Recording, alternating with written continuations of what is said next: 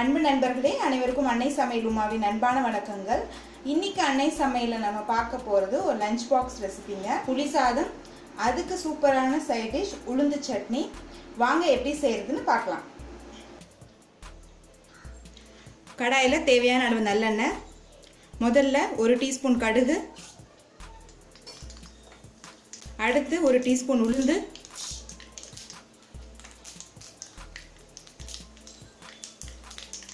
அடுத்து 1 டீஸ்பூன் கடலைப்பருப்பு, அடுத்தது கொஞ்சம் கருவேப்பிலை சேர்த்துக்கலாம், 4 காஞ்ச மிளகாய்,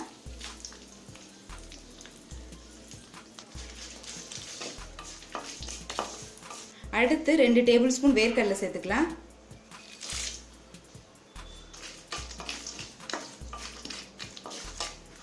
வேர்க்கடலை நல்ல கலர் மாற வரைக்கும் வறுத்துக்கலாங்க. ஒரு எலுமிச்சை அளவு புளியை தேவையான அளவு தண்ணியில் கரைச்சி இதில் சேர்த்துக்கலாங்க.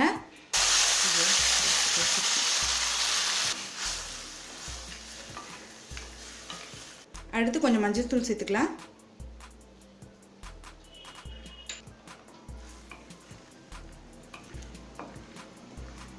இப்போ புளி கரைசல் நல்லா திக்காக வர வரைக்கும் வெயிட் பண்ணலாங்க.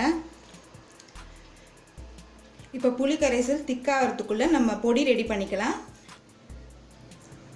புளி சாதத்துக்கு இது மாதிரி பொடி அரைச்சி போட்டிங்கன்னா டேஸ்ட் ரொம்ப நல்லா இருக்குங்க. முதல்ல 1 டீஸ்பூன் கடலைப்பருப்பு, 1 டீஸ்பூன் தனியா, 3 காஞ்ச மிளகாய், 1/4 டீஸ்பூன் மிளகு, 1/4 டீஸ்பூன் சீரகம், 1/4 டீஸ்பூன் வெந்தயம். இது எல்லாத்தையும் நல்லா கலர் மாற வரைக்கும் வறுத்துக்கலாம்.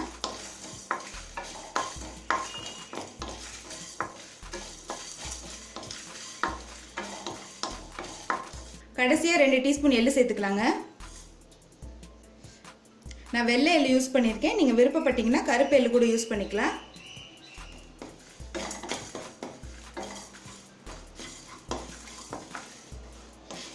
இப்போ இது எல்லாத்தையும் நல்லா வறுத்தாச்சுங்க. இது எல்லாத்தையும் கொஞ்சம் நேரம் ஆறின பிறகு மிக்சியில் தண்ணி சேர்க்காமல் பவுடர் மாதிரி அரைச்சிக்கலாம். இப்போ 10 நிமிஷம் ஆயிடுச்சுங்க. புளி கரைசல் பார்த்தீங்கன்னா நல்லா திக்காகிடுச்சு. தேவையான அளவு உப்பு,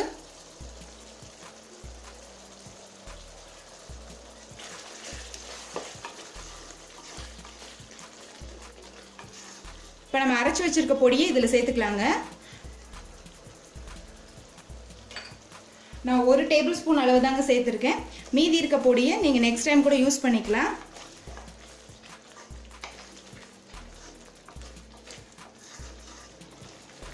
இப்போ பொடி சேர்த்துட்டு 1 நிமிஷம் ஸ்லோலே வச்சுருக்கலாம்.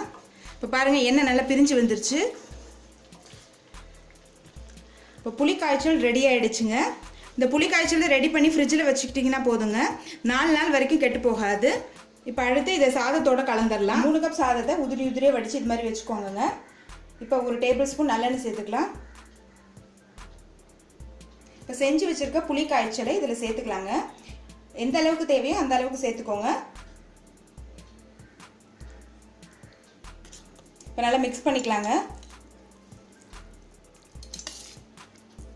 சாதத்தை உதிரியாக வடிச்சிங்கன்னா கிளறும் போது ஈஸியாக இருக்கும். புளி காய்ச்சலை நீங்கள் நல்லெண்ணெயிலே செஞ்சீங்கன்னா டேஸ்ட் ரொம்ப நல்லா இருக்குங்க. சீக்கிரமாகவும் கெட்டு போகாது.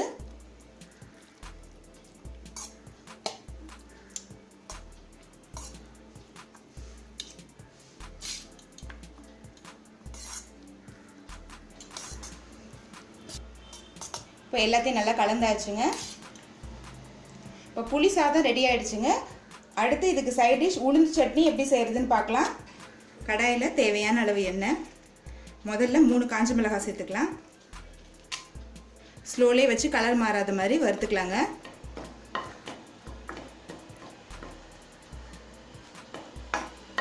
இப்போ மிளகாயை நல்லா வறுத்தாச்சு. இப்போ இதை எடுத்து தனியாக வச்சுக்கலாம். அடுத்தது 1/4 கப் உளுந்து சேர்த்துக்கலாங்க.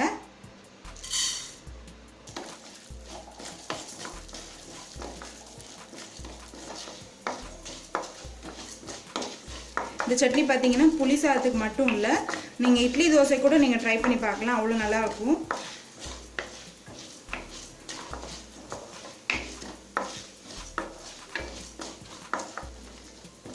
ஸ்லோலே வச்சு உளுந்து நல்லா வருங்க. ஹையில் வச்சிங்கன்னா தீஞ்சு போயிடும், டேஸ்ட்டாக இருக்காது.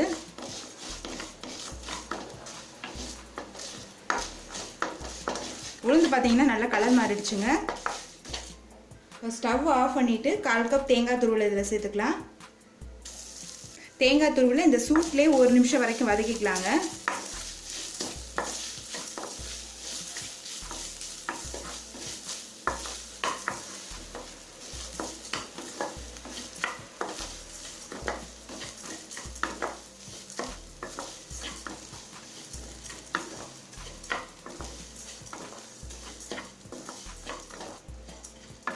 ஒரு நிமிஷம் வரைக்கும் வதக்கினா போதுங்க, கலர் மாறணும்னு அவசியம் இல்லை. இப்போ தேங்காய் துருவலை வதக்கியாச்சுங்க. இந்த அளவுக்கு புளி சேர்த்துக்கலாம். தேவையான அளவு உப்பு. இப்போ இதெல்லாம் ஆறின பிறகு வதக்கின மிளகாயோடு சேர்த்து மிக்சியில் கொஞ்சமாக தண்ணி சேர்த்து நைஸாக அரைச்சிக்கலாம். எல்லாத்தையும் மிக்சியில் அரைச்சாச்சுங்க. கடுகும் கருவேப்பிலையும் போட்டு தாளிச்சிருக்கேன். தாளிக்கிறது ஆப்ஷன் தான், நீங்கள் விருப்பப்பட்டால் தாளிச்சிக்கலாம், இல்லைன்னா வேண்டாம். இப்போ உளுந்து சட்னியை நம்ம புளி சாதத்து கூட சர்வ் பண்ணிடலாம். சுவையான புளி சாதம் ரெடி ஆகிடுச்சுங்க. அதுக்கு சூப்பரான சைட் டிஷ் உளுந்து சட்னியும் ரெடி ஆகிடுச்சு. ரெசிபியை ட்ரை பண்ணி பாருங்கள், கண்டிப்பாக உங்களுக்கே பிடிக்கும். ரெசிபி பிடிச்சிருந்ததுன்னா வீடியோவை லைக் பண்ணுங்கள், கமெண்ட் பண்ணுங்கள், ஷேர் பண்ணுங்கள். இது வரைக்கும் அன்னை சமையல் சேனலை சப்ஸ்கிரைப் பண்ணனா சப்ஸ்கிரைப் பண்ணுங்கள். தேங்க்யூ.